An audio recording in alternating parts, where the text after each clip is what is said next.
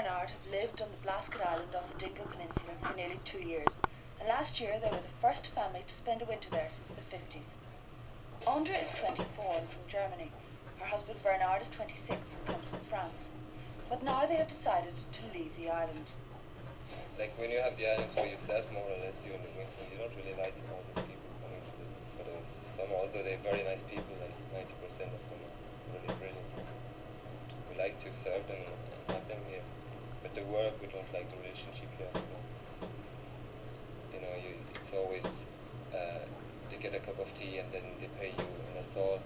But they'd like you to talk more about this place and all that, but then you don't have time to give them what you'd like to give them. So it's a bit frustrating. And the second reason is other kids. What about the kids? Well, if I had here 5 kids staying here, then we'll be able to open a school and we'll be able to live here.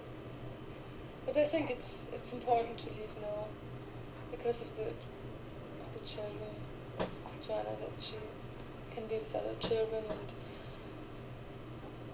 also for us to do something else. Andrea and Bernard first visited Ireland in 1980. They were on holiday. We found the houses empty and the roof leaking and all that. And just for the crack we started to repair them. And the more we did, the more we liked it. We liked the idea of staying here for a while and all that. So it hasn't been an easy winter. Their only means of transport was a rubber dinghy. So when the weather deteriorated, they could be marooned on the island for weeks. Well, it happened often, but it doesn't matter really. If you can't go, you can't go, you have to stay. But sometimes we had friends who stayed and they really wanted to go, or they had to because of their work or something. And they were packing in the morning and getting up early first, and then they had to unpack in the evening, and the next morning the same thing again, and every day. So that's the way it is here. I'd say that there was no sun. That was very bad, because the sun doesn't come over the hill during the winter, and you have to go all down to the edge to have a little bit of sun.